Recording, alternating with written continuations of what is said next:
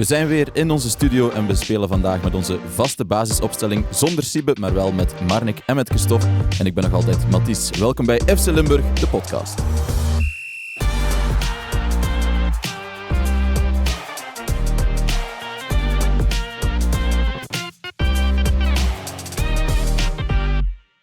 Marnik, Christophe, zijn jullie fan van het volgen van voetbal via een multilive?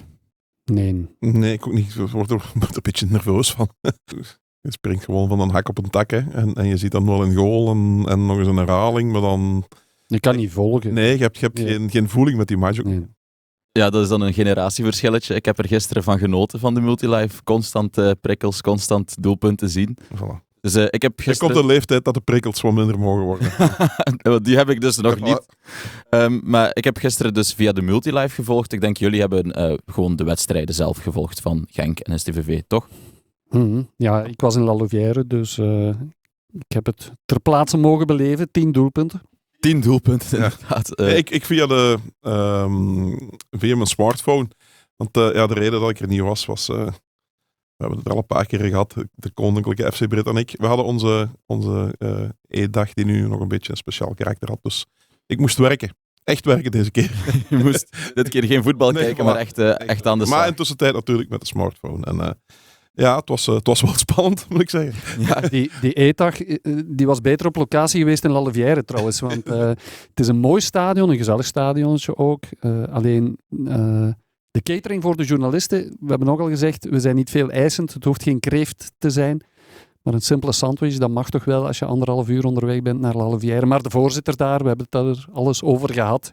Hij wilde ook de pers laten betalen om binnen te komen. Oh. En als hij dat al wil doen, eten nog voor die nozems. Was een zak chips er? Een zakje chips was er wel. Ja, voilà. Maar dat was het ook, Ja, geen dat sandwichje was of Nee. iets anders. Nee. En was er drinken? Drinken was er ook wel, ja. Nu, Chips. het is een mooie accommodatie. Hè? 8000 mensen kunnen er binnen, maar nagelnieuw. En de perszaal is ook klein, maar oké. Een mooi auditorium voor de persconferentie. Alleen, wat ook wel een heel groot nadeel is, waarom weet ik niet, maar ze hebben die persruimte dus helemaal aan de overzijde gemaakt van de perstribune. Dus je moet heel voor het de stadion match rond. moet je helemaal het stadion rond om naar de perstribune te gaan. Dat is ons om ons te houden, hè, Christophe. Ja, oké, goed. Dat is wel een goede reden. Maar je moet dus tussen de supporters doorwringen die daar dan bier staan te drinken en lekker wel iets eten. aan het eten zijn. Maar dat heb ik uit principe geweigerd, want ik dacht, ja, dat wil hij misschien net. Hè, dat ik daar Dat jullie ook nog een hamburger gaan kopen of een zo. mitraillet, hè, een mitraillet gaan. Worden daar vooral mitraillettes? Ja, die heb ik gezien en ik heb er Ik heb die tijdens een match gezien. naar gekeken. Maar, Het is ja. niet gold. Maar goed, dat allemaal terzijde. Nog één anekdote. Op het wedstrijdblad, misschien kan Genk nog klacht indienen, op het wedstrijdblad stond dat La Louvière tegen Antwerpen speelde. Oei, Ja. vreemd. Nu ja, klachten indienen zal niet veel uitmaken, want misschien moeten we nog eens terugkeren naar die rollercoaster. Dankzij die multilive heb ik het natuurlijk perfect kunnen volgen. En ik zal het nog even kort, wil ik zeggen, overlopen, maar dat is heel moeilijk.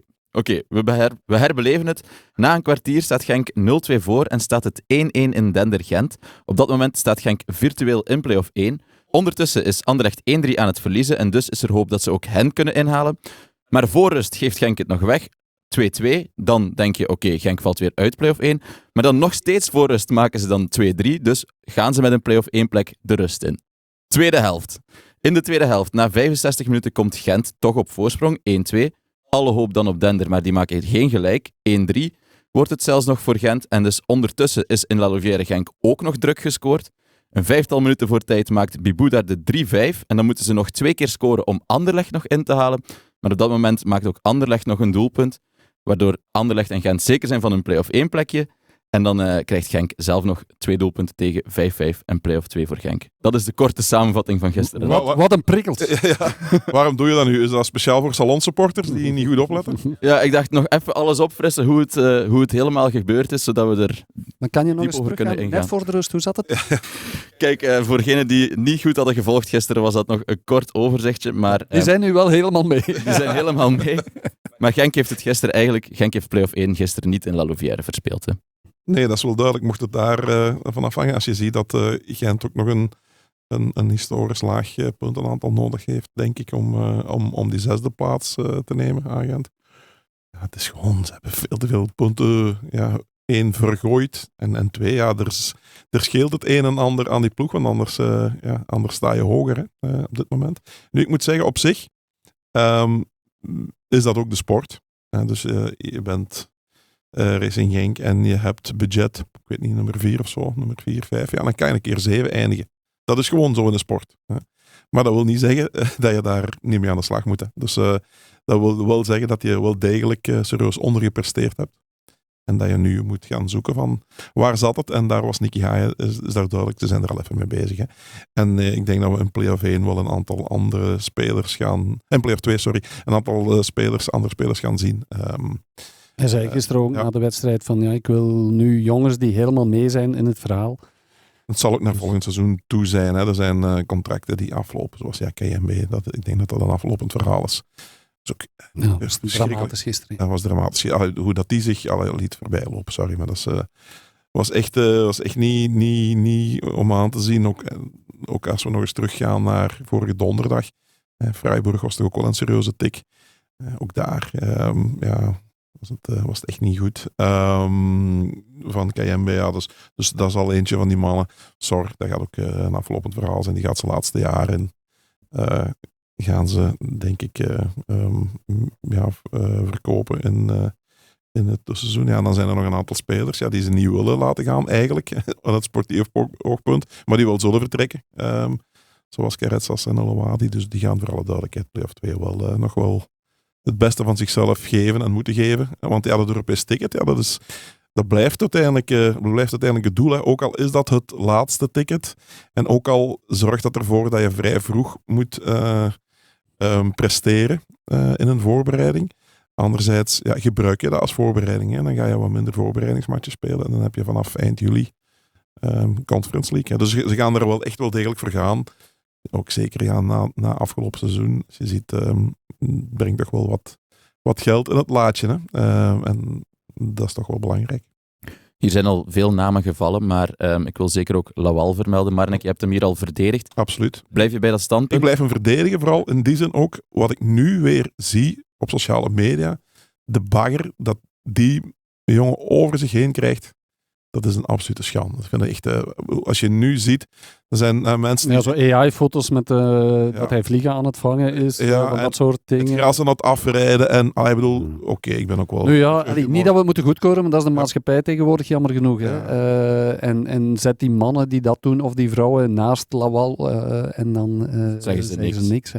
Nee. Want ook, bijvoorbeeld, ik zeg maar iets, vorige donderdag ging het ook over Lawal, terwijl Lawal eigenlijk weinig. Ik bedoel, je hebt dat misverstand met Smets. Ja, waar Smets gewoon de bal verkeerd inspeelt. En waar jij dan zegt van, misschien moet hij daarbij... Maar voor de rest was hij in die wedstrijd, die kreeg 5 goals binnen. Maar daar is dus absoluut niks aan te doen. Maar ze zeggen wel, het is die vliegenvanger weer. Hè. Dus nu gisteren, voor alle duidelijkheid, gaat hij 2 keer in een fout. Dat moet je niet overdoen. Dus gewoon, die gasten, zelfvertrouwen zit ver onder 0. Hè. En zoals dat van Genk in het algemeen ontstaat dit jaar maar in doel bij Racing Genk. Is ook geen lachertje. Maar ik ben er zeker van dat Lawal dat die kwaliteiten heeft. Heeft hij gisteren ook nog getoond op die kopbal van Val net voor rust, denk ik dat het was. Toen Genk op 2-3 gekomen was. En die haalde hij er fabuleus uit.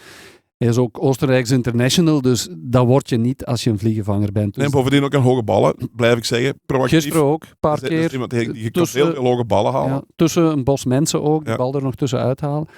Dus hij heeft echt wel kwaliteiten. Alleen als je zo vaak in de fout gaat, dan is het niet goed. Hè? En dan ben je geen betrouwbaar slot. Nee, voilà. En dan de twijfel die er al in zit in de defensie, omwille van allerlei redenen dit jaar, die wordt dan alleen maar groter. Ook omdat je een verdediging die moet kunnen teren ook op een keeper die vertrouwen uitstraalt.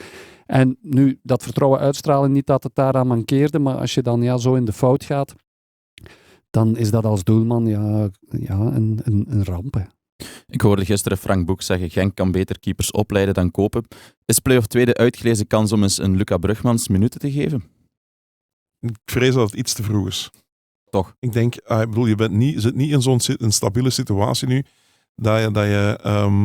Ik denk dat je beter met zo iemand kan na een voorbereiding en een beetje met vertrouwen. Het is niet dat je nu 2 weken stopt en dat je dan terug met een verdediging met vertrouwen gaat, vol zelfvertrouwen gaat beginnen. Hè. Dus ik weet niet, hij is ook nog maar net 17 geworden, denk ik. Ik kan dat ook moeilijk genoeg inschatten, ik persoonlijk. Ik ken Luca Brugmans niet goed genoeg, ook niet als persoon, als individu, om te weten hoe sterk dat hij nu in zijn schoenen staat om dat te doen. Als je dat heeft hij wel. Ja. Dat heeft hij wel. Dus iemand, dan vind ik dat wel een optie. Ja. Dat heeft hij wel.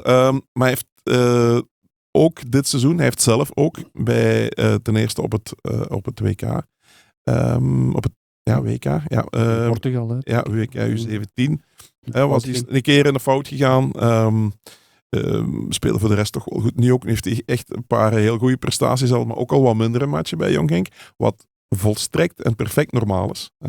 Dus ik twijfel om te zeggen dat het moment is. Misschien is het daarom wel het moment, hè? Want eigenlijk veel slechter kan hij niet doen. Hè? Dus, en als jonge gast gaan ze hem nu niet veel verwijten als hij toch ook in de fout zou gaan. Als een 25-jarige Oostenrijkse international dat mag, dan mag een jonge kerel dat ook wel. Dus, en als Marnik zegt dat hij stevig in zijn schoenen staat, dan vind ik dat zeer intelligente jongen die dat wel een optie om hem gewoon te zetten. Die het middelbaar bijvoorbeeld al een jaar heeft overgeslagen. En zo. Dus echt wel iemand die heel mooie keeper. Ik heb hem, ik denk alle jaren geleden alles gezegd van, dat is iemand die er zit aan te komen. En dat is ook echt zo. Nu die uitspraak van Frank Boenks, dat is natuurlijk ook makkelijk. Hè? Als je de beste keeperschool hebt, dan leid je heel goed op. Nu, er zijn ook al keutenlessen geweest en zo die ze aantrokken, waar ze toch ook wel een beetje succes mee gehad hebben, Genk. Dus het is nu allemaal makkelijk. Ik vind het zo makkelijk nu. Dat is zoals bij Lawal ook. Hè. Ja, dat is iemand die ligt uitgeteld op de grond en schoppen nog maar eens verder op. Dat is het makkelijkste dat er is als je er langs loopt. Door te zeggen nu van, Lawal, die heeft boter op zijn hoofd. Daar scoren je nu misschien. Dat is niet meer scoren. Hè. Dat is, het is te makkelijk, maar je moet het natuurlijk wel aanhalen zoals het is. Hè. En zoals je ook zegt, hij gaat 2 keer in de fout. Hij wordt daar goed voor betaald. Ja. Dat wil niet zeggen dat je hem gratuit moet beledigen. Integendeel, hè. Dat is een schande zoals Marnik zegt. Maar je moet wel benoemen zoals het is. En hij gaat in de fout en moet je kijken wat je daarmee doet op dit moment. Maar het is niet zo dat Genk play-off 1 mist. Door Lawal. Door een keepersprobleem. Dat vind ik dus niet. Zeker niet, maar ze zullen wel meer verwacht hebben van Lawal dit seizoen. Absoluut. En het zou wel kunnen geholpen hebben als je een heel vaste doelman had die af en toe ook punten pakte, die heel de ploeg mee in een bepaalde flow neemt. Dat had wel geholpen natuurlijk. Maar het ligt niet aan hem. Nee, het is een deel van het probleem. Maar zo heb je vele problemen en die samen zorgen ervoor dat je het niet gehaald. Het probleem is dat het probleem groter is. En veel groter dan alleen dat van de keeper. Ja, dat is waar. Maar je moet elk probleem wel aanpakken. Stel dat je nu Brugman zet, dan is het verhaal van Lawal toch gedaan in Genk. Dan gaat daar gaat hij ook zelf... Dat is ook iets wat ze nu wel intern zullen aan het bespreken zijn. Hè. Ja. Dus wie weet zeggen ze van, er gaan 2 weken overheen. Misschien geven we Lawal nog een laatste kans, play-off 2. De druk is er, begin een beetje af. Gaan we nog voor? We geloven in die man. Ik zou dat helemaal niet verkeerd vinden. Ik weet niet waarom dat je nu in één keer dat je iemand volledig moet afschrijven. Ik zeg nog eens, bijvoorbeeld, nu gaat hij dus 2 keer in de fout en dan moet je ook benoemen. En je moet dat ook bekijken per wedstrijd. Wat is het probleem? Hè? En waar zit het? En het zit jammer genoeg dieper. Het is ook goed dat ze het zelf zien, hè, de evolutie. Van bijvoorbeeld, stel dat ze vinden dat Brugmans een hele goede evolutie heeft doorgemaakt en dat hij echt wel in aanmerking komt om vanaf volgend seizoen de eerste keeper te zijn. Dan is de kans groter, denk ik, dat je die nu ook in play-off 2 gaat zetten. Als ze ervan overtuigd zijn dat Brugmans volgend jaar eerste keeper, dan moet je nu gaan. En dan zoek je een oplossing voor Lawal en die zal er wel komen dan, hoor. Oké. Haaien die noemde het gisteren een samenvatting van het seizoen. Volgen jullie hem daarin? Helemaal. Er liep zoveel fout dat er kan fout lopen. En er liep ook zoveel goed. Ja, want dat wordt ook veel gescoord. Hij scoort 5 keer. Voilà. Ja. En ze hebben zoveel laten zien. Ze hebben een aantal keren laten zien wat de intrinsieke kwaliteiten zijn van die kern. Maar ze hebben ook laten zien wat de gebreken zijn. En vooral, het is ook nog maar eens duidelijk geworden dat kwaliteit bij een voetballer, dat nog een groot verschil is met potentie. Dus zij hebben heel veel potentie, maar er komt niet altijd de kwaliteit uit die je ervan verwacht. Ja, Het rendement is echt is veel te laag. Hè. Je moet gewoon die marktwaarde... En nu klink ik iets te economisch, denk ik. Maar als je de marktwaarde van die kern bekijkt, ja, dan is het wel heel maf dat je daarmee pas zevende wordt. Mm. Ja, want Larivière had tot voor gisteren, nee, na gisteren zelfs, 0,8 keer gescoord in eigen huis. Ze hadden maar 7. Na die 5 goals ook van gisteren. Ze hadden er maar Gisteren- 7 gemaakt in 14 matchen, dus 0,5 was 7 in 14 matchen. Maar ze hadden bijna evenveel gescoord En als nu ja. hadden ze er 5. Ja. Ja. Dus ja, dat zegt veel. En Nicky Haaien gaf wel aan, maar ik denk dat het een beetje een uitvlucht was van ja, we moesten nog voor die 2 goals gaan, omdat we dan Anderlecht konden bijbenen. Misschien is dat voor een stukje waar, maar dat wil nog niet zeggen dat je echt open deur moet houden. Hè. Ik had niet het gevoel, ik heb niet gezien dat Smets en Sattelberger, dat die ook ineens in de 16 opdoken bij Genk, aanvallend dan. Dus het was niet zo dat iedereen zomaar naar voren liep. Dus dat was, ja, ik denk dat Nicky Haaien daar een beetje een uitvlucht zocht voor ja, het was toch een mentale opdoffer. Hoor. Ja, 5-5 is onwaarschijnlijk. Ze slikken ook enkele goals op stilstaande fase, dus dat heeft helemaal niks te maken met... Nee, dat gaf hij ook wel toe. Ja, dat gaf hij ook wel toe. Maar vooral ook, en ik heb hem de vraag gesteld, hij zegt van ja, we moeten er iets aan doen en consistenter worden. Maar als je daar nu al mee bezig bent van rond nieuwjaar, en we zijn toch alweer een stukje verder, ja... Nicky Haaien zei van die 2 weken komen goed van pas nu, de interlandbreak. Maar als je op enkele maanden wel een beetje vooruitgang kan boeken, maar daar zag je gisteren dan toch weinig van terug. Ja, dan moet je ook niet verwachten dat het in 2 weken ineens allemaal halleluja wordt. Ja, allemaal halleluja. Is Genk eigenlijk topfavoriet in deze play-off 2? Moeten ze zijn, hè? Ja, dat blijft wel. Als je ziet hoe Standaard ook presteert. Kijk, de rest... Westerlo, Charleroi. Ik denk Westerlo wordt de zwaarste concurrent. Dus, maar die zijn ook heel wisselvallig. Ja. Charleroi tot 4 weken geleden had ik gezegd van Charleroi is de grootste concurrent. Want ik had echt wel gedacht dat die er dichter gingen bij zijn bij play-off 1. Ik denk zelfs Standaard, die hebben nog geen enkele play-off 2 wedstrijd gewonnen, denk ik. Ja, dat was vorig jaar wel een item, dat weet ik. Was het de laatste nog niet dan? Nee, ik denk het nog altijd niet. Dan kunnen we ze geen favoriet noemen. Nee. Dan is Genk zeker favoriet. Dan kunnen ze geen favoriet noemen. Nee, maar het is... Ja, je moet favoriet zijn, hè. Als je die... Dus alleen, ja, hoe begint je eraan? En ik hoor Nicky Haaien ook zeggen, we hebben nu 2 weken. Ja, 2 weken met wie, hè? Wie zit er nog in Genk? Ik denk dat er weer 10 internationals zijn of zoiets. Dus ja, dan begin er maar aan. Dus... Nu, eerlijk is eerlijk, voor deze podcast hoopten wij natuurlijk ook dat Genk in play-off 1 zat. Het maakt het allemaal een pak interessanter. Maar ja, vertel eens, waarom is het toch enorm interessant om Genk in play-off 2 te volgen? Gewoon omdat het interessant blijft om voetbalwedstrijden op het hoogste niveau te zien. En ik denk dat er zal wel wat spektakel komen. Hè. Nu, die 5-5 was op dat vlak ook niet zo heel slecht, hè, qua spektakel. Dat is waar. Maar ja, je moet wel iets... je moet vrijuit kunnen voetballen nu. En ik denk ook dat ploegen zich niet helemaal zullen ingraven. Iedereen gaat wel bepaalde... Dus degene die voor wie play-off 2 een ontgoocheling is. We zijn er ook voor wie play-off 2 wel een opluchting is. Ik denk maar aan Leuven bijvoorbeeld. Ja, die gaan jongens die wat minder kans gaan hebben. En vooral naar volgend seizoen toe. Die hebben ook geen geweldig seizoen nu. Hè. Dus wat gaan die zeggen? Ja, we gaan naar volgend seizoen toe. Zoals we nu in Genk ook al gezegd hebben. Er gaan bepaalde beslissingen genomen worden. Dat geldt voor elke ploeg, hè, elke club. Dus die gaan met een andere ploeg komen, andere dingen uitproberen. En dan maakt het soms, de inzet gaat een stuk lager zijn. Dus je speelt voor een finale plaats, voor het laagste Europees ticket. Maar dat maakt niet dat de wedstrijden minder interessant kunnen zijn. Het gaat nog steeds spektakel. Ja, dat gaat... Meestal vallen er meer goals in play-off 2 dan in play-off 1. Het zou mooi zijn als de Genk van toch de weg naar het stadion vindt. Want bijvoorbeeld Larivière gisteren zat bijna vol. Nu, daar kan 8000 man in, denk ik. Maar die hebben toch ook niet het beste seizoen. Was heel goede sfeer, echt waar. Onlangs, ik heb het toen verteld, was ik in Wolverhampton voor Tolu. Troosteloos laatste in de Premier League. Meer dan 30.000 man zat daar in de tribunes. Heel goede sfeer. Ik vrees dat bij Genk toch wat minder gaat zijn. Hè. Je zag dat ook bij de Europese matchen zelfs al. Maar het zou toch mooi zijn als ze de weg naar het stadion vinden. Want eigenlijk deze periode is natuurlijk, vind ik persoonlijk, het mooiste om naar het voetbal te gaan. Hè. Het zonnetje begint te schijnen.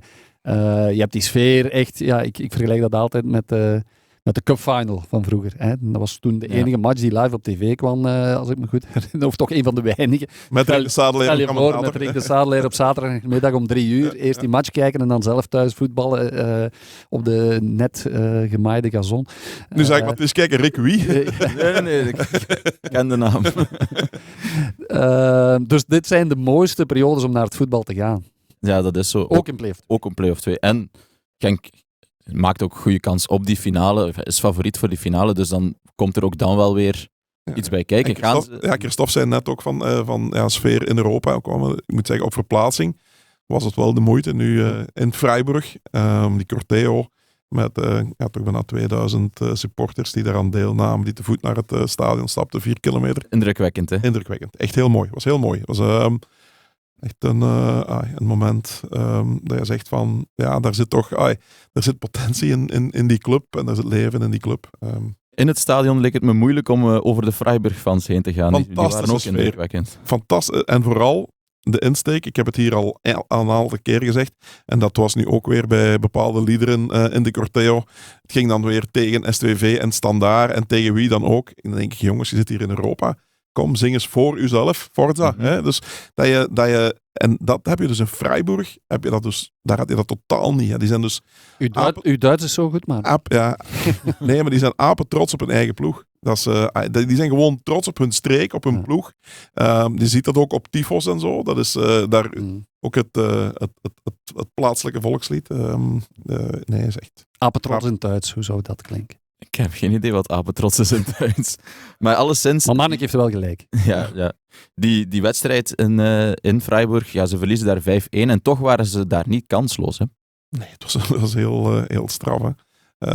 Als je ziet, bij de rust had echt iedereen het gevoel van, dit gaat lukken. En als je dus bij de spelers praat, achteraf ook, eerste 10 minuten, Daan Heijmans zei Sanderdaags nog tegen mij van, ja, we hadden echt het gevoel, die mannen wisten het niet meer op het veld. Die waren dus zo tegen elkaar bezig, die van Freiburg, onder elkaar van, om het te proberen terecht te trekken. Want ja, Genk nam meer en meer het heft in handen. Ja, dan geef je een goal weg en dan die vierde goal knal je nog eens op iemand, een volley recht op iemand en dan de tegenaanval binnen.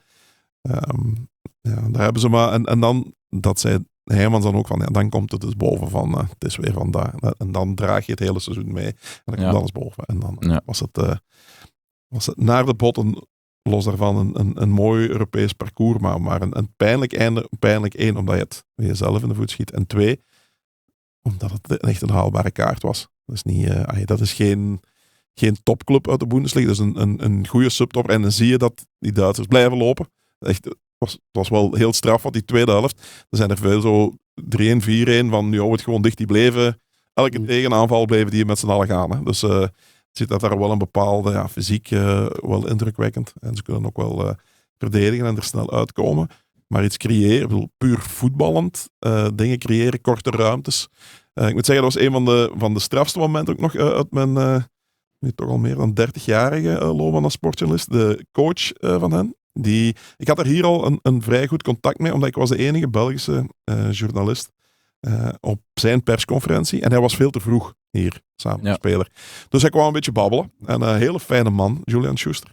En nu na de persconferentie was gedaan. En die kwam nog even afscheid nemen. En zei van, heel vriendelijk. En toen zei hij, man, doe mij één plezier. Wees niet te hard voor hen. Maar ik vind het echt wel een fijne ploeg. Een ploeg die positief voetbal probeert te brengen. En ik ben wel gecharmeerd door die ploeg. Nu, dat is makkelijk zeggen als je gewonnen hebt, natuurlijk. Mm-hmm. Maar er zijn er niet veel. Het is de eerste keer dat iemand het doet ook. Dus nee, toch wel, het was wel knap. Stijl. Ja, was knap. En je zag ook aan de mensen dat hij dat echt ook wel meende. Ja. Mooi. Oké, voor we naar STVV gaan, heb ik nog een ja-nee-vraag voor jullie. Haalt Genk Europees voetbal dit seizoen? Ja. Nee. Ja, ik zeg nee omdat Marnik ja zegt. Voilà. En ik kunnen we terugdenken aan dit moment. En ik zeg ja. Dan hoop ik van wel, moet ik doen. Ik zeg ja, omdat ze de tijd gaan krijgen om het lijk boven te halen. En dat je op een iets lager niveau... Ze gaan 10 wedstrijden hebben. En ik denk dat ze dan... Ze hebben intrinsiek de kwaliteiten om het te doen. Hè, dat is duidelijk. En ik denk dat ze nu net genoeg tijd hebben om dat tot een geheel te spelen. Want dat was het probleem tot nu toe. Ja. Ik denk wel als ze die play-off barrage halen, dat ze het dan ook over de streep trekken. Dat wel. Oké, goed. Ook al is het in 1 match op verplaatsing. Hè. Ja, 1 wedstrijd op verplaatsing bij de 5e waarschijnlijk. Of de 4e, ja.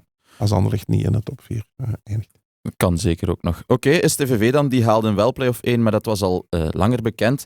Hun generale repetitie daarvoor verliep echter niet zo goed. Ze verloren 1-3 thuis tegen Leider Union.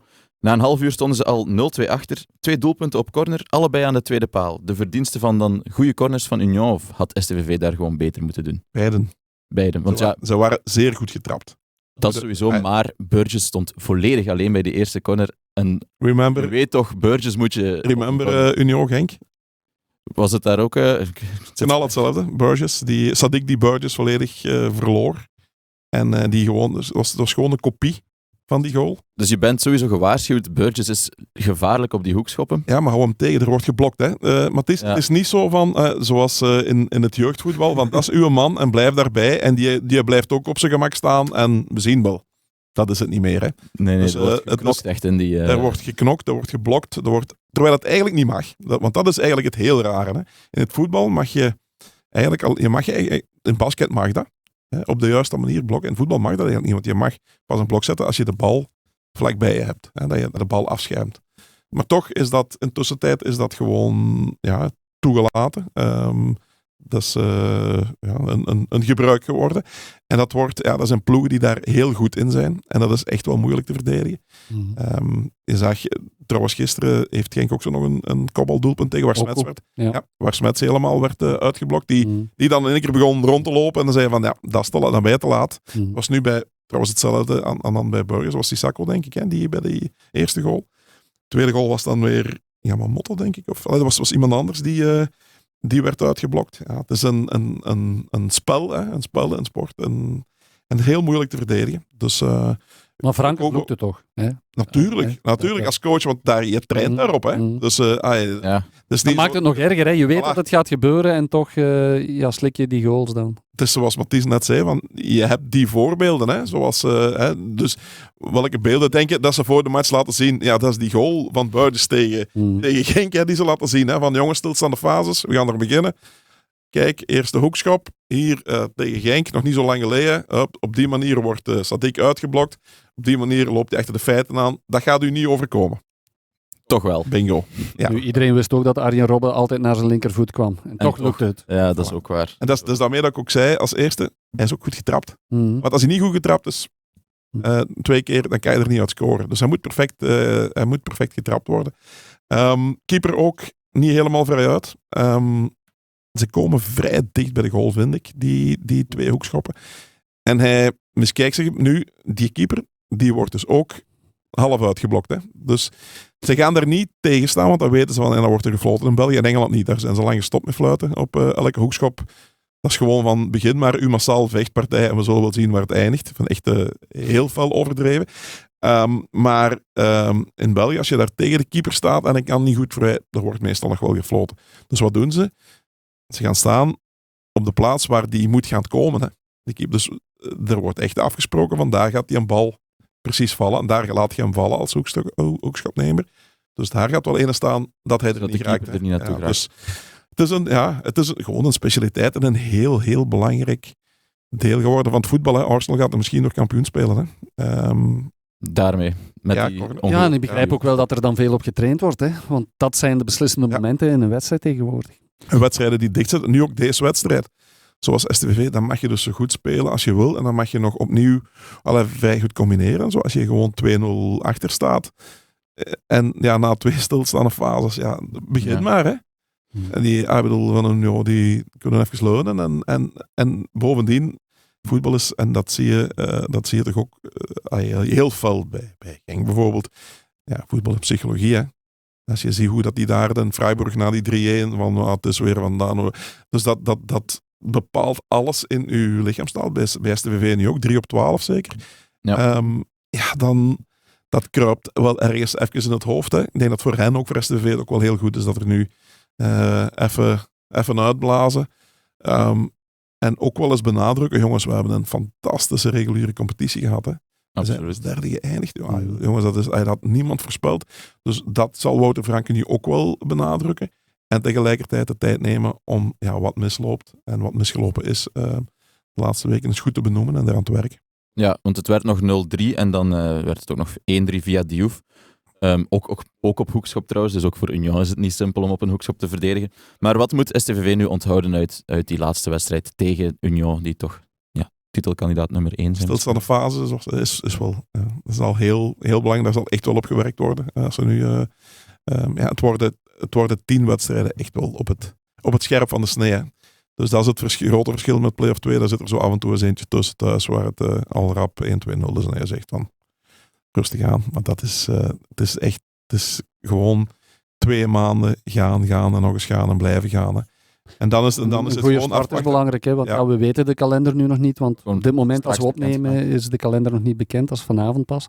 Maar als je dan een goede start kan nemen als STVV zijnde, dan ben ik er zeker van dat ze weer vertrokken zijn. Want als je kijkt, play-off 1, met alle respect, maar knap wat Mechelen gedaan heeft. Gent zit er ook in, maar bijvoorbeeld Gent, dat is niet veel beter dan wat Genk gebracht heeft. Draak van een match gisteren. Ja. Nee. En ook heel wisselvallig. Dus wat dat betreft... Dat zwijgen we nog over Anderlecht gisteren. En Anderlecht, ja, juist. Ook zo wisselvallig als ik weet niet wat. Ja, STVV is derde geworden. Is gewoon de beste ploeg samen met Union en Club Brugge. Ja, zo simpel is het. Geloof is er ook, hè? Dus een plaats aan 3 en 4. Na de puntendeling nog 6 punten voor op de vierde. Dus derde geworden met 12 punten voor op de vierde. Dat is dus het is logisch dat je gaat twijfelen na die 3 op 12. Twijfelen is misschien het verkeerde woord, maar dat er zo een wrang gevoel is van er zat meer in. Maar ze mogen vooral niet gaan twijfelen nu. Want als je kijkt van welk seizoen dat ze gehad hebben en ze hebben misschien iets minder gespeeld, minder kansen, minder stootkracht, minder efficiënt gewoon. Want STVV heeft in het verleden in deze reguliere competitie ook veel matchen over de streep getrokken met 1 doelpunt verschil. En dat lukt dan nu net niet. Maar dat is geen enkele reden om nu te gaan twijfelen. En ik denk dat vooral de opdracht moet zijn voor in die play-offs ook. Van gewoon opnieuw uitgaan van eigen sterkte, van eigen kracht en uw eigen voetbal spelen. Ja, en Frank moet Frank worden weer. Hè? Frank en vrij. Franken vrij. Nee, maar het moet weer... Maar zoals ze er net zeggen, het zit veel in het hoofd. En het is goed dat de hoofden nu even kunnen leeggemaakt worden. Ja, maar Franke zei zelf ook... al nu zeggen dat het minder goed gaat met STVV is eigenlijk ook een beetje scorebordjournalistiek. Want het is ook niet dat ze slecht gespeeld hebben nu die afgelopen wedstrijden. Nee, maar ze lopen een beetje achter de feiten aan. Hè? Na die 2-0 nu. In Genk ook na de 1-0... Ja, je komt op achterstand. En het is zo belangrijk in voetbal op voorsprong komen. Vertrouwen tanken. Het gaat voetbal makkelijker. De anderen moeten een beetje meer komen. Een beetje meer opener spelen. Het is alles. Hè. Het gaat hem altijd om details. Maar in de play-offs nog meer. Ja. Dan elk foutje wordt nog sneller afgestraft. Dus daar moeten ze echt opnieuw efficiënt worden. Maar het doel is denk ik wel echt plaats 3 vasthouden. En ik denk de titelstrijd zal wel Union, Club Brugge worden. Zo realistisch moeten we ook wel zijn. Dus niet omhoog kijken, vooral naar beneden kijken. Nou, naar zichzelf kijken. Naar zichzelf kijken en gewoon derde worden. En ze hebben 6 punten voor op de vierde. Dat is wel een mooie bonus, zeker na een puntendeling. Plus ook die ploegen achteren, net zoals zij zelf, die moeten ook 2 keer tegen Union en Brugge. Hè. Ja. Daar gaan tegen elkaar. Tegen elkaar. Dus, en die zijn ook wisselvallig, dus ja. Als je in de play-off 1, als je daar 16, 17 punten haalt, dat is veel. Want er zijn heel veel gelijke spelen ook en zo. Dus als je dan 6 punten voor hebt, dus ik denk als zij 3 van hun thuismatchen winnen en nog 2 keer op verplaatsing, denk ik punten 11. Altijd genoeg voor de derde plaats. En dan hebben ze hun Europese ticket te pakken en dan is het seizoen sowieso al meer dan geslaagd. Dan mogen zij een enorm feestje bouwen. Ja, en terecht, absoluut. En wie weet, als het toch weer goed begint te bollen, het kan allemaal nog. Hè. Ze kunnen ook nog naar 2 of 1. Hè. Ja, naar 2 wel. Ik denk 1. Ik bedoel, als je kampioen wil spelen, dan moet je ze allebei nog voorbij. Ja. Brugge en Union, wordt toch moeilijk. Ja, wie wordt kampioen? Geen idee. Echt niet. Ik bedoel, Echt. Ik zal in Club Brugge zeggen, zeg je dan een Union en dan... Union. Voilà, Club Brugge. En nee, dus... Alsof jullie het afgesproken hebben. Zeg. Ja, dus, we doen het nu zelfs tijdens de podcast. Ja, niet eens op voorhand. Nee. Oké, wie is jullie speler van de week? Als ik naar de bakker ga, Mathies, dan krijg ik die vraag ook. Dan, omdat ik voetbaljournalist ben, dan zeg je, wie wordt er kampioen? En wat zeg je dan? Ligt eraan wie er staat. Union, Club Brugge, STVV. Ik heb gisteren ook tijdens de eetdag meer het woord Genk moeten uitspreken tegen de bezoekers dan Vidé of Stoofvlees, moet ik zeggen. Was het geen video? Maar dan? het is een logische vraag. Ja. Dat is helemaal juist. Oké, Ik ga erop terugkomen op Union, maar ik denk Club Brugge. Union dan. Ik ga jullie gewoon vragen wie de speler van de week is. Daar hebben jullie wel altijd een duidelijk Ja, dat hebben we afgesproken. Ik ga er 2 nemen en Christophe, dan hoeft hij geen meer te nemen. Ja, want Christophe, je vond het moeilijk om een speler te kiezen deze week? Ja, ook omdat ik kies liever een speler van op een match waar ik zelf aanwezig was. En dat was gisteren niet zo heel makkelijk, ook al vielen er 10 goals. Nu, als ik er eentje zou mogen kiezen, maar Marnik neemt er 2 in plaats van mij, dan had ik Daan Heijmans gekozen. Omdat hij toch 2 assists en een doelpunt. En zoals hij altijd speelt, heel aanwezig, aanspeelbaar, simpel. Dan was het Daan Heijmans geweest. Maar ik ga nu er niet op terugkomen. Ik ga Marnik zijn 2 spelers van de week gaan. Ja, en bij die 2 is niet Koskaretsas bij, want die had ik dan na donderdag wel kunnen noemen. Ik vond het onwaarschijnlijk hoe dat hij in Freiburg... Gisteren ook weer goed. Op zijn 18e gewoon maar de ploeg bij de hand nam. Eerste helft op Freiburg, dat vond ik heel straf. Maar ik ga voor een duo. En ze zijn samen net 33 geworden. Samen 33 geworden, dan zijn ze heel jong. Ze zijn heel jong. Dus bij Jong Genk, de winning goal van Jong Genk, komt de assist van Kian Agagbar, die 16 is. En ingevallen, en ook net ingevallen Jelle Driessen. Die is net 17 geworden in januari. Die knikt hem binnen, dus dat is echt van... En dat is hetgeen waarvoor Jong Genk moet staan. Hè. Jongens, dat zijn jongens van hier die opgeleid zijn. Hier, waar heel veel in geïnvesteerd wordt, die echt stappen zetten. Ja, Agagbar is echt een dribbelaar, echt zo'n fenomeen. Heel snel, snedig. Die mannen vallen ook in zonder de minste complexe. Dat is gewoon mooi om te zien. Dat zie ik dan bij Jong Genk liever dan iemand van zo'n een jonge 20er die dan gehaald is uit het buitenland om misschien dan toch de stap te zetten. Jongens, echt waar zelf opgeleid. Vond knap en ze hebben het gewoon goed gedaan, maar dan moet ik eerst weer op de jingle wachten, zeker. Ja, we moesten de jingle al lang gedaan hebben, maar we zullen hem dan nu steken. Voilà, dan zijn we in de Challenger Pro League. Ja, bij Jong Genk, ze wonnen 1-2 in Olympique Charleroi. Ik las dan ook sportief gered, maar dat was eigenlijk al, want er staan geen jong ploegen te komen. Maar het is... ze gaven het nog bijna weg. En dat zie je dan ook weer typisch aan zo'n U23-ploeg. Maar ze trokken het dan toch nog over de streep. Ze hebben een beter seizoen. Ze hebben zich sportief gered en dat is een vooruitgang tegenover vorig jaar. Ze hebben een beter seizoen als vorig jaar. En er komt wel wat aan. En dat is nu ook wel de grote vraag daar. Bij Jong Genk gaan die op 10 of 12 eindigen of 13 of zo. Maar wie gaat er door? Hè? Wie gaat er de stap kunnen zetten naar de A-kern? De Wannemaker heeft hem al gezet. Traint er al mee. Hij gaat zeker doorgroeien. Ik denk ook dat ze daar keuzes gaan maken op het middenveld. Denk bijvoorbeeld iemand als Sattelberger. Zie ik niet blijven. Die past iets te weinig, denk ik, in de filosofie ook van hetgeen dat ze willen doen. En heeft eigenlijk heeft te weinig stappen, nog niet genoeg stappen gezet. Dus dan, de Wannemaker is die positie. En dan moet je daar doorgroeien. Het grote talent, vind ik, is een Bavu. Die is ook 16, denk ik net. Centrale verdediger, echt wel heel imposant. Rechtsbak ook.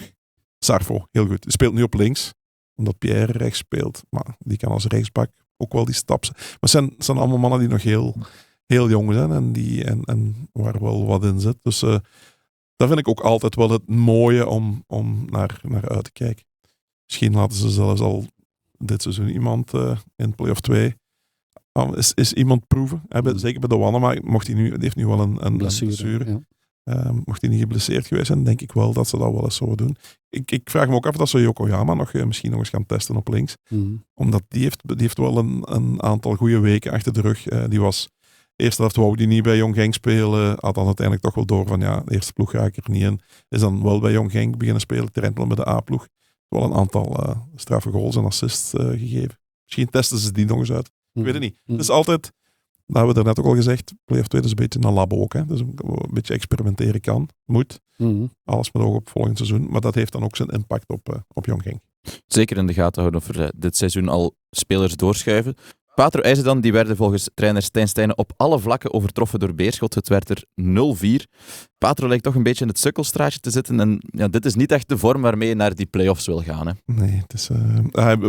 ik zei een paar weken geleden van ze hebben nu de tijd om rustig. Ze hebben toch punten genoeg en af en toe nog eens een puntje sprokkelen en dan ben je klaar voor die wedstrijden. Maar dat gevoel heb je niet, hè? Nee, zeker niet als je helemaal overklast wordt. Ja. Als je goed meespeelt en je verliest dan is dat nog geen ramp. Als je toch weet dat je die play-offs haalt. Maar als je zo overklast wordt helemaal, dat is geen fijn gevoel. Nee, en ze pakken wel heel weinig punten. En nu Open en Luik, die spelen nog tegen elkaar, zo denk ik. Dus ze hebben echt wel royaal nog alles in handen, Patro. Maar je moet wel eens ergens punten gaan pakken om toch nog 1... om er te geraken en 2, om er toch met een beetje ambitie nog te kunnen starten aan die. Ja, want Beerschot, dat is een ploeg die je kan treffen in die play-offs. Ja, daar misschien, moet je wel wie weet gaan ze nog rechtstreeks op. Hè, want Kortrijk is echt wel aan het knoeien. Ik denk dat verlamd door de stress is. Ik weet het niet, maar... Ons RWDM vorig jaar. Ja, het kan. Ja, die zijn echt wel een beetje aan het choken. Hè, dus... Beerschot heeft... die hebben wel het ritme te pakken. Zodat die gaan dus dan ook... als ze die promotie matchen moeten spelen, dat is wel de ploeg die favoriet is dan. Maar Lommel, ik zou toch wel Lommel zijnde met dat budget, met die groep, je moet toch de ambitie hebben om ervoor te gaan. Hè. Lommel, die hebben niet gespeeld dit weekend. Nee. Dus die bespreken we dan volgende week en dan stel ik voor dat we naar de lagere reeksen gaan. Turkse Rangers die hebben met 9-1 verloren op het veld van Turnhout. Na 4 minuten kreeg de doelman al rood, waardoor er 2 spelers hem hebben moeten vervangen in doel. Om de beurt natuurlijk. En dit alles gebeurde op de verjaardag van de coach, een ex-Genkie. Marnik, heb je enig idee wie het is? Ik kan tips geven. Het is een Belgische middenvelder met Italiaanse roots die 1 wedstrijd voor het eerste elftal van Genk heeft gespeeld. De extra tip is, het is een sloeber. Davide D'Angelo? Correct. Ja. Dat is, ik had het onlangs gelezen dat die trainer werd. Ik herinner me dat hij... dat is wel een mooi verhaal eigenlijk. Genk heeft ooit Europees gespeeld op Mallorca. Het was het jaar van Duisburg. Dus dat is het kampioenjaar. Dus na de beker. Dus dat is 98 geweest, ja. 98. En de trip naar Mallorca kwam het geweldige idee om met supportersbus mee te gaan van Racing Genk met de bus en de boot. Dus met de bus naar Barcelona en daar de oversteek met de boot. Ik moet zeggen... Stevige trip, ook al omdat ze... En dat was met als ik me niet vergis, een supportersclub uit Münsterbilze. En die laaide daar toch wel los een bak of 70 bakken bier, denk ik, de koffer in voor het vertrek. Dus dorst hebben we niet geleden. Ja, je bent onderweg, dus... Ja, voilà. Maar op de achterbank zaten 4 jong gasten. En dat waren jeugdspelers van Genk. En daar zat volgens mij Davide D'Angelo bij. Dus ik ben nou 30 jaar geleden. Dus we zal toen 15 geweest zijn of zo. Mooi verhaal. Ja, mooi verhaal. Dus, ik ben daar, weet je, dat zijn zo van die dingen die blijven hangen. Dan blijf je die een beetje volgen. Ook na al de andere dingen buiten het voetbal, dat niet altijd goed gelopen is, maar daarover. Van alles meegemaakt, ja. Maar dus gisteren ook zeker van alles meegemaakt. En een van de veldspelers, ik heb de beelden gezien, heeft stevig geflaterd, waardoor er een doelpunt binnenkwam, maar het zal niet zo erg geweest zijn, want ze hebben een 9 gehad. Ja, de sportief verantwoordelijke van Turnhout, die zal content geweest zijn. En die werkt ook als een van de hoofdscouts van Racing Genk. Ex-voetballer van onder meer Westerlo, Bart Willems. Zijn zoon is een van de toptalentjes in Genk. Ik denk U16 of zo. Is moeten stoppen, denk ik, hè, Bart Willems? Ja, dat zou kunnen. Ja. Ja. Maar Bart is... Ik was bij hem nog op de trip nu naar Freiburg. Nog even gezien. En Zijn we daar dat hij sportief verantwoordelijk was tegen Turnhout. En dat is een belangrijke match hadden tegen Turkse Rangers. Dus Die zullen blij zijn. heeft een goede avond gehad. Die zullen blij zijn. En dan zullen we nog eens naar de Limburgers in het buitenland gaan.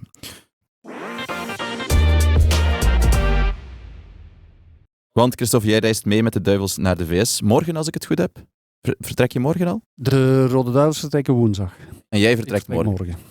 En jij gaat naar de VS, maar Thibaut Courtois die zal dat niet doen. Hij is 6 tot 8 weken uit met een blessure. Kan dat voor problemen zorgen voor het WK? Ik denk voor het WK niet, want 6 tot 8 weken, ja, stel midden mei. Dat is nog ruim een maand voor de eerste match van de Belgen op 15 juni in de VS. Dus ik denk dat dat wel goed komt. Nu, gelegen komt zo'n blessure nooit. Hè. Want Courtois was echt heel goed bezig. Ik denk dat hij misschien wel een van de beste periodes uit zijn carrière heeft de voorbije maanden.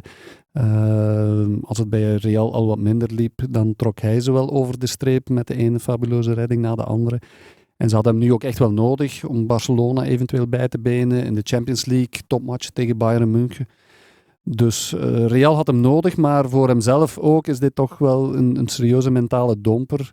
Want ja, er werd verwacht, in het begin werd gezegd van ja, de blessure zal wel meevallen. Hè. Maar in de nacht zelf werd al duidelijk dat het toch ernstiger zou zijn. Ook al omdat ze in het begin zeiden, hij is uit voorzorg. Hè? Ja. Dat woordje was zoiets van, hij is niet echt geblesseerd, maar dat bleek. Snel achterhaald, hè? Ja, en dan werd dan meteen ook al geïnsinueerd dat hij niet met de Rode Duivels mee wilde naar de VS en zo, je kent dat. Maar in de nacht zelf werd al duidelijk dat hij toch wel langer oud zou zijn, maar toen werd gevreesd 2 à 3 weken. Meer niet, dus daarom ook de voorzorg, denk ik, dat ze dachten van een week of 2, 3. Maar toen de diagnose dan kwam, 6 tot 8 weken, ja, dat is toch een mentale domper geweest ook voor Courtois, omdat ja, hij weet ook, hè, nu het zijn de maanden dat de beslissingen vallen. En hij was zo goed bezig, dus dit kwam bij hem toch wel persoonlijk ook heel hard aan. Nu, het voordeel voor wat Courtois betreft is wel dat hij, ook al is hij een hele tijd oud, als hij opnieuw fit is, dan staat hij er ook. Dus ja, hij heeft geen weken nodig om opnieuw op niveau te zijn. Als je zeggen, en hij heeft ook zo een ander doel is van, mochten ze het halen, hè, de finale van de Champions League. Echt zo de finale. Heeft hij nogal gedaan. Hè? Ja, van de finale van het kampioenschap ook. Allee, dus zo... Want ik denk zelfs dat hij toen de halve finales niet gekipt heeft. En de finale wel. De finale wel. En dat hij er toen meteen in stond, want toen lag hij ook wenend op het gras, omdat hij zo emotioneel was van het terugknokken van na die blessuren en dan die Champions League winnen. Toen voor de tweede keer. Ja, dat is nu ook zoiets van, dat is een soort van hij heeft extra nog een wortel. Hè? Ja, hij heeft een doel. Ja. Zo'n wortel die je voorhangt van, ik ga ervoor. En dat zijn mannen, als je die ziet revalideren, dat is elke minuut van de dag. Hè. Dat is vol gaande. Ja. Maar het zal ook nodig zijn, hè, want dat is het slechte gevoel dat je daarbij hebt van, ja, als hij nu geblesseerd kan raken, ja, dan kan dat nog wel eens voorvallen. En dat wil je echt niet voor hebben voor het WK. Want daar moeten we eerlijk in zijn, als we daar een rol van betekenis willen spelen, en laat ons dan nog in het midden wat dat precies is, die rol van betekenis. Maar dan heb je wel jongens als Courtois, als De Bruyne, als Lukaku, heb je die echt wel nodig. Maar als ik jullie bezig hoor over hoe hij gaat revalideren, dan gaat hij er gewoon staan. Dus hij zal er wel staan, ja. Daar ga ik toch van uit. En het is ook niet dat we slechte vervangers hebben natuurlijk. Lawal kunnen we niet meer nationaliseren. Nee, maar dat is wel het verschil. We hebben geen slechte vervangers, maar op een WK moet je meer hebben dan de allerbeste een slechte vervanger. Ja. Maar kunnen kiezen tussen de keeper van Real Madrid en Manchester United als 1 en 2, dat is toch dat is waar. Redelijk uitpakken voor een land als België. Ja, tuurlijk. We hebben altijd wel goede keepers gehad. Maar toch is er nog een verschil tussen Lammens en Courtois. Zeker. En een verschil tussen Real Madrid en Manchester United ook nog altijd wel. Ook wel. Dat is ook waar. Geen Genk-spelers bij die selectie, wel ex-Genkies met onder andere Mika Gods. Dat lijkt me een zeer verdiende selectie. Hè?